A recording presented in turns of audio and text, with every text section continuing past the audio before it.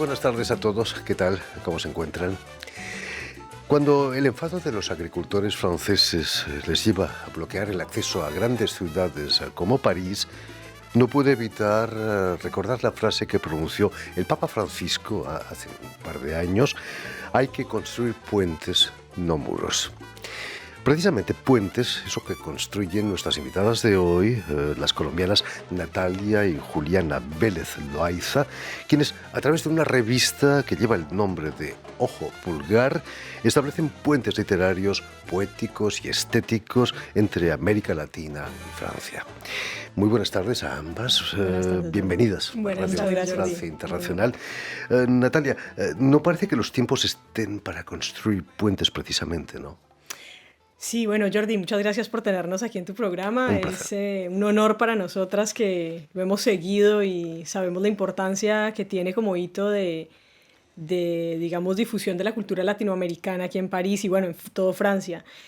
En efecto, como dices, hay situaciones ahora sociopolíticas complicadas, ¿no?, entre las naciones. Aquí hemos visto lo de las guerras y, bueno, y diversas cuestiones que te dan más como a bloquear en vez de a crear el puente. Sin embargo, los puentes simbólicos son los más importantes, ¿no? Los puentes que abre justamente la cultura, el arte, y a eso vamos.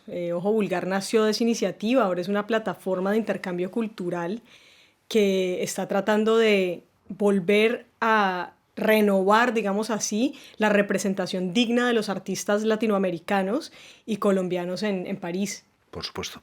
Juliana, me gustaría que me contaseis cuál es el secreto de vuestros padres para que de muy pequeñas os interesaseis por la literatura, por la poesía, por la escritura.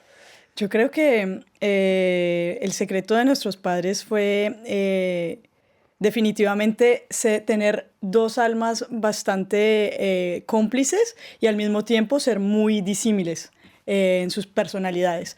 Nuestro padre siempre fue una persona mucho más alcahueta, digamos, mucho más cercano a como de manera amistosa, y nuestra madre siempre fue la persona que nos reforzó mucho la confianza, que nos acompañó y nos acompaña desde siempre y digamos que con su ternura, con su amor y su persistencia en que en realidad hayamos, digamos, continuado y nuestro camino y su apoyo, porque desde siempre que queríamos hacer algo que tenía que ver con el arte y la cultura, ella era la que nos daba, digamos, rienda suelta, pero controlada. Digamos que esa es como la mezcla perfecta para que nosotros hayamos desde siempre querido lanzarnos a esta aventura. Por supuesto. Natalia, ¿qué ambiente se respiraba en la casa de tus padres? Bueno, mis padres, no sé si decir lamentablemente, pero se separaron pronto, pero yo pienso que eso también creó un puente. Eso también... Inevitablemente un puente, como dice muy bien Juliana, entre estas dos como subculturas familiares, ¿no? Porque estaba el lado de mi padre en donde se respiraba un poco más esa libertad de crear, era más creatividad, era un poco más esta... idea de que los sueños son posibles, y de pronto del lado de la casa materna era esa contención hacia esos sueños, una buena contención que como dice muy bien Juliana, es lo que finalmente ayuda a encauzarlos, porque si no, no hay cauce posible. Así que era una muy buena... Buen equilibrio. Sí, y yo creo que de ahí sale quizás lo del puente, Jordi, que es inevitable no pensar en eso, ¿no? Incluso llegasteis a ganar un premio literario con un cuento escrito a dos manos, Aquella niña azul y otros cuentos. ¿Quién era aquella niña azul? Bueno, Aquella niña azul te lo va a responder Juliana, pero te puedo decir yo que era un libro de cuentos, de hecho, un libro de cuentos cortos, mitad de ella, mitad míos, con los que participamos y sin ningún tipo de expectativa. ¡Wow! Nos dieron la sorpresa de que ganamos, pero Aquella niña azul es un cuento muy bonito, por eso el título lo decidimos así, y muy interesante, del que Juliana te puede hablar, porque habla de la niñez y el paso a la adolescencia. Julia, ¿quién era esa niña azul? Aquella niña azul definitivamente ilustra un poco, es muy interesante porque ilustra ese fantasma del niño que se perpetúa en nosotros cuando estamos pasando a la edad adolescente y que no queremos de alguna forma renunciar a él, porque es el niño al que le permiten, porque es el niño el que está de alguna forma más protegido, tiene menos responsabilidades y demás. Entonces es una analogía al mismo tiempo con nuestra ciudad natal, pues que en realidad nosotros nacimos en Bogotá, pero nos criamos en Cali, en la ciudad de Cali, en Colombia. Entonces con esta ciudad que vivía para ese entonces tiempos bastante violentos y habían cosas bastante controversiales. Entonces es una alusión, perdona, a la ciudad, al cambio que ocurre en la ciudad y a, digamos, la psicología de un niño que de alguna forma o de un niño que está ya en edad adolescente y que está tratando de renunciar a ese niño, a esa niña azul, y por eso es azul, un poco aludiendo al blues, o sea, un poco a la tristeza, porque no quiere dejar esa niña, pero es necesario. Entonces, y al mismo tiempo esa niña es la que ha construido este adolescente. Entonces, muy interesante porque es eso, es un cuento realmente que ilustra transformación para un mejor futuro, para una mejor resolución de sí mismo, pero sin olvidar que el pasado es importante para la construcción. Quizás poetas, escritores, músicos, artistas, nunca han dejado de ser niños, ¿no? De acuerdo, estamos de acuerdo. Creo que hay algo muy del orden de lo espiritual en ese niño que insiste en quedarse, en esa vocecilla que insiste en quedarse para que la creación siga siendo sorpresa, siga siendo aventura, siga siendo todo esto. Permíteme que explique que Natalia es psicoanalista, licenciada en Psicología Clínica por la Universidad de Massachusetts y Clínica Psicoanalítica por Oxford. Y imagino que el surrealismo no tiene secretos para una psicoanalista como tú, ¿no? El surrealismo siempre, como las artes en general, Jordi, creo que tienen muchos secretos y es lo interesante.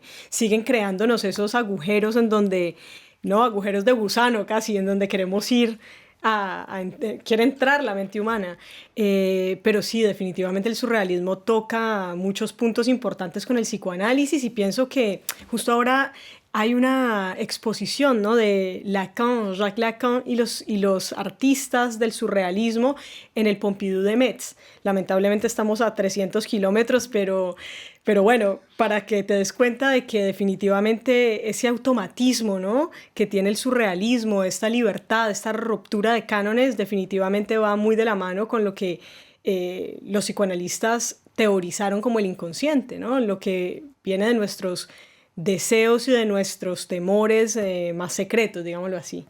La poesía era muy importante también para los psicoanalistas. Es realmente un puente entre consciente y subconsciente, ¿no? E inconsciente. Sí, totalmente. La poesía me parece que es un camino mucho más psicoanalítico, incluso a nivel explícito, porque trabaja con el lenguaje.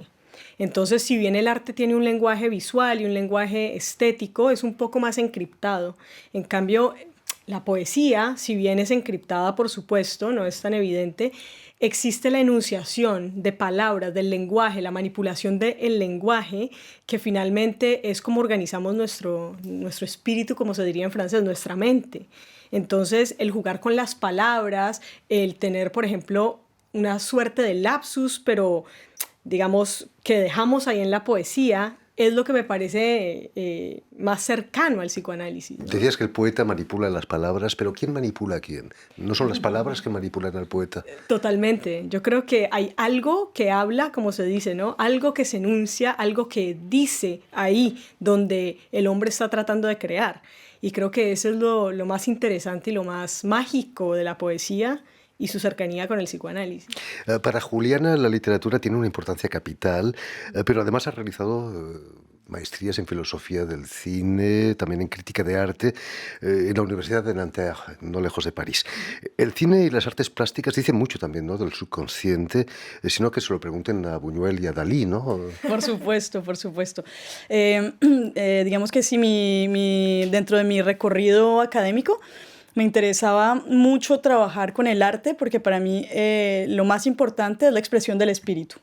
Es algo que para mí siempre ha sido un interrogante, una pasión, y para poder manifestar, ¿por qué? Porque, por ejemplo, hablando de los surrealistas, la única cosa que pudo después de estas guerras expresar, o después de la Primera Guerra Mundial, sobre todo, expresar no se sabe qué ese néant, como se dice en francés, esa nada en donde había quedado el mundo, no eran las ciencias sociales, no era la ciencia, no era ningún otro tipo de, digamos, disciplina científica o expresión humana, sino el arte.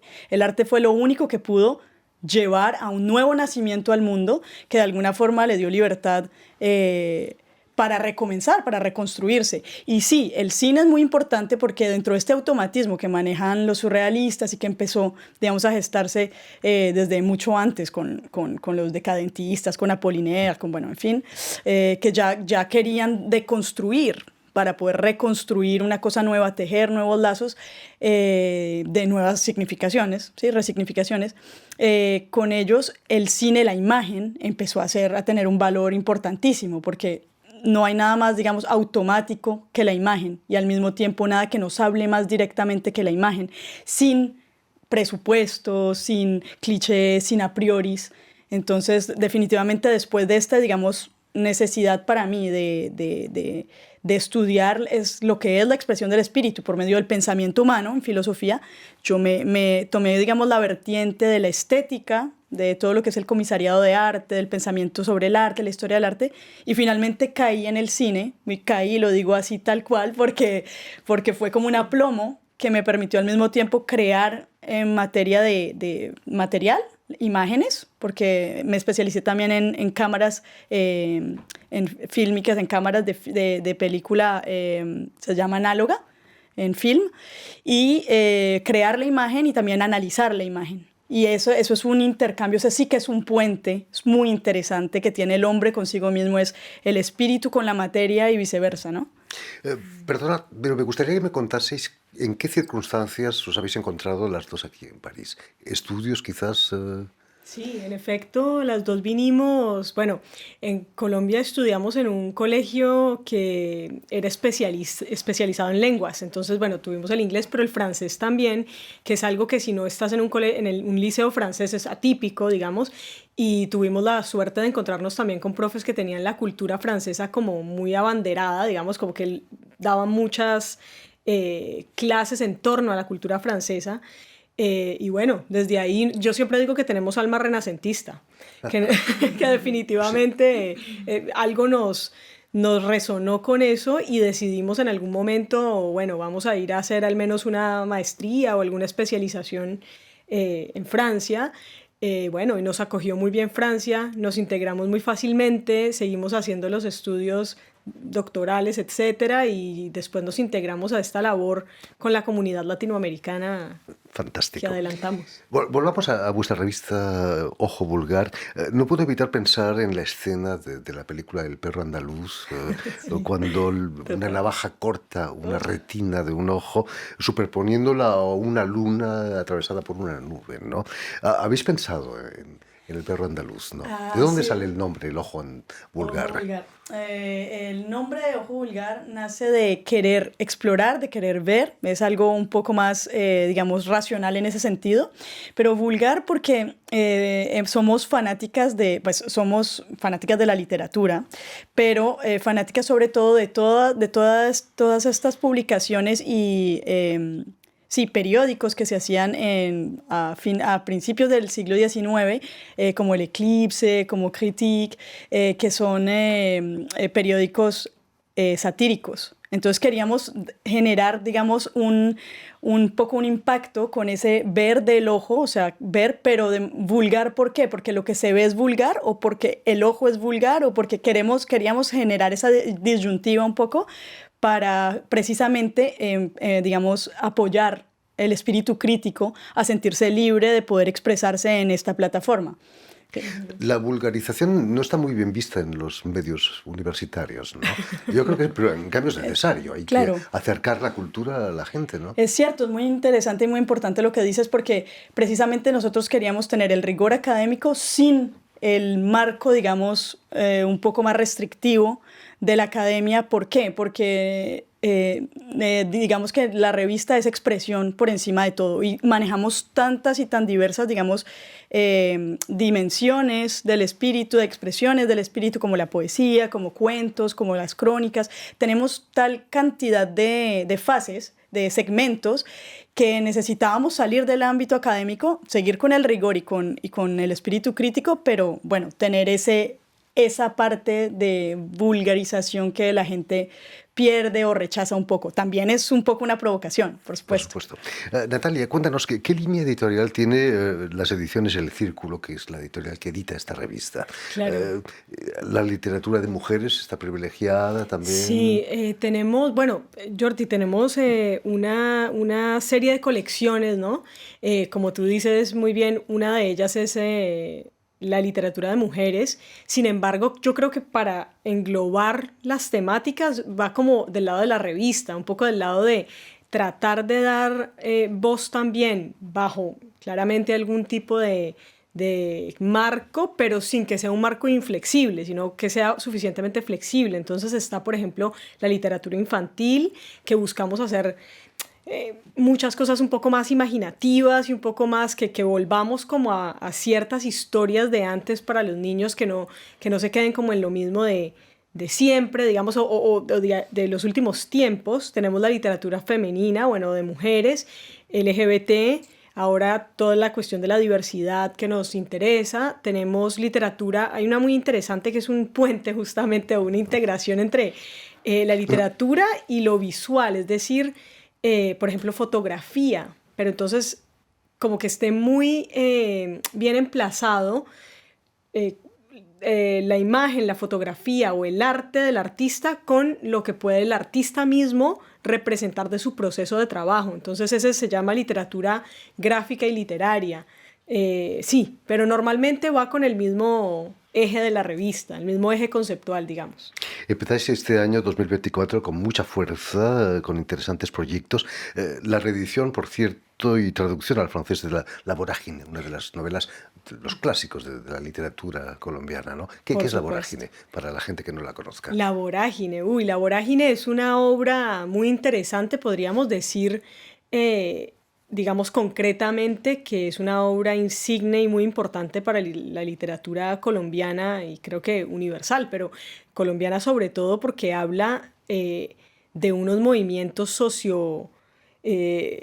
diría yo, sociopolíticos, socioeconómicos, fenómenos, ¿no? y mecanismos de dominación que han tenido los pueblos en América Latina y sobre todo en Colombia, bueno, con todo lo que es la historia y el bagaje de estos movimientos, justamente de estos mecanismos.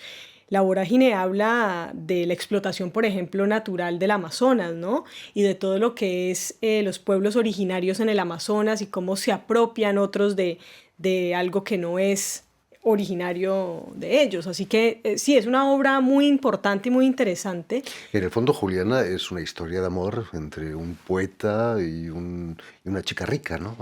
En el fondo es eso, digamos que en el fondo o en la superficie es eso, porque yo iba a agregar, si bien es muy cierto lo que dice Natalia, porque en realidad eso es casi como un análisis de la obra un poco más desde el aspecto psicoanalítico y sociocultural. Sí, La Vorágine es precisamente lo que su nombre evoca, es una vorágine, es decir, es un flujo, es un flujo que al mismo tiempo se deja permear por millones de otros flujos que son las corrientes, digamos que son las herencias culturales que tiene el territorio. Esta historia de amor hace que esta misma obra sea un viaje al interior, sea un viaje interior. Ellos viajan, pero al mismo tiempo es al interior de ellos en donde todo ocurre, entonces se empiezan a dar cuenta de cosas, de la violencia, de la explotación, por ejemplo, de todo lo que es el caucho. Bueno, hay cosas muy concretas y al mismo tiempo tan poéticas y tan etéreas, que en realidad es una obra completísima y es muy, digamos, es muy representativa de Colombia. Han pasado 100 años, ¿no?, desde su publicación. 100 años, claro. Estamos cumpliendo 100 años. También Las estrellas son negras, del afrocolombiano Arnaldo Palacios, cumple 100 años, ¿no? También. Cumple 100 años. Es muy diferente, ¿no? Las estrellas son negras. Es quizás uno de los primeros autores afrocolombianos, ¿no? O el único, quizás, conocido. Pienso que es muy importante, perdón que interrumpa. No, es que me interesa mucho hablar de esta obra porque esta obra ha sido catalogada como la obra joyciana chocuana. Como que la comparan al Ulises de James Joyce, claro, porque en efecto tiene un tratamiento del cuerpo, un tratamiento también de la estilística muy controversial y que va de la mano de el exponer una serie de cuestiones, digamos, como la pobreza y estas problemáticas de esas regiones del mundo, bueno, en Colombia en específico, que no era acostumbrado, no era como lo hacían anteriormente. Entonces, yo creo que esta es una obra que no se conoce por diversas razones sociopolíticas, digámoslo así, pero que tiene una fuerza importantísima y es el legado, pienso, uno de los legados más importantes de la literatura afrocolombiana. Arnoldo Palacios estuvo acá en París, vivió mucho tiempo en París en los años 50, fue el Ministerio de Cultura de Colombia quienes nos están ayudando en este momento a hacer la traducción y reedición de estas dos obras, La Vorágine y Las estrellas son negras, por las efemérides de los 100 años de La Vorágine y los 100 años del natalicio de Arnoldo. Quienes le dieron una beca a Arnoldo Palacios para venir a exponer y vivir acá, pero él vivió la suerte del poeta maldito. Lamentablemente todavía el mundo no estaba muy preparado para su obra. ¿Cuándo van a estar en las librerías esos libros? ¿Pronto? Sí. ¿Primavera quizás? Sí, la idea es que salgan este año, pero estamos trabajando obviamente desde ya en las traducciones y la idea es que como aquí se empieza siempre el año en septiembre, la idea es que para ese entonces estén en librerías los libros. Sin embargo, vamos a viajar con Las estrellas son negras y con la primera y última revista, que es la primera del tomo del surrealismo, a la Filbo, la Feria Internacional del Libro de Bogotá, donde va a ser su lanzamiento oficial Las estrellas son negras, de abril 17 al 2 de mayo. Además también se cumplen 100 años del primer manifiesto surrealista, ¿no? O sea, absolutamente, fantástico. Y esa es la idea, ¿no? De poder conjurar todo en un mismo año en donde hay todas estas efemérides que se dan. Yo creo que estamos obligados, como amantes de la cultura y del arte latinoamericano, pero también como colombianos, en particular con estas obras, con los libros, ¿no? A celebrarlo y a darle un merecido reconocimiento. Sí hubo un movimiento que dio paso a poder crear estos puentes y poder tejer, fue el surrealismo, dentro de lo que, digamos, yo pienso, y definitivamente porque hay una ruptura, hay como un compromiso hay una ruptura con el mundo de antes, por supuesto, pero hay también un compromiso con el ser humano, y hay un compromiso con su propia identidad y con su propia expresión, y que obviamente es del orden del inconsciente, del sueño, que se viaja mucho más allá, pero entonces, digamos, dentro de la expresión de cada uno. Pero es muy importante porque al romper y al permitir que todo esto empiece a ocurrir, a nivel, digamos, macro en la sociedad y en la cultura, se empiezan a generar también otras dinámicas, otras dialécticas en las que al haber ruptura hay oportunidad de tejer con otras cosas, con nuevas cosas. Y para nosotros es importantísimo que esté Arnoldo Palacios con Las estrellas son negras, que esté La Vorágine, que es algo mucho más icónico, digámoslo, tradicional, asumido como tradicional colombiano, y el surrealismo. Es casi como una señal, la verdad. Tengo que decir, Jordi, que el surrealismo vamos a tener en el primer tomo, que estoy viendo aquí, que aparece Alberto Blanco, el maestro Alberto Blanco, que es un maestro mexicano, tiene una obra increíble, pero inconmensurable, la verdad. Yo escribí algo sobre él que se llama Los objetos inagotables, porque en realidad es inagotable. Alberto Blanco tiene la biblioteca, de Babel, pero en obras artísticas, poesía, escritura, en fin. En fin, pues muchísimas gracias, no nos queda mucho más tiempo. Juliana Pérez Loaiza, también Natalia Pérez Loaiza. Permíteme también que dé las gracias a Vanessa Loiseau y a Jan Bourdelas, quienes se han ocupado hoy de la realización del programa, y también saludar a nuestros telespectadores que nos siguen en todo el continente americano, seguro que en Cádiz también, gracias a la cadena Unión Continental Latinoamericana y una red que se llama TAL, que reúne televisoras universitarias y públicas de toda América Latina. Y a ustedes, muchísimas gracias por su atención y les damos cita para una nueva edición de El Invitado de Radio Francia Internacional.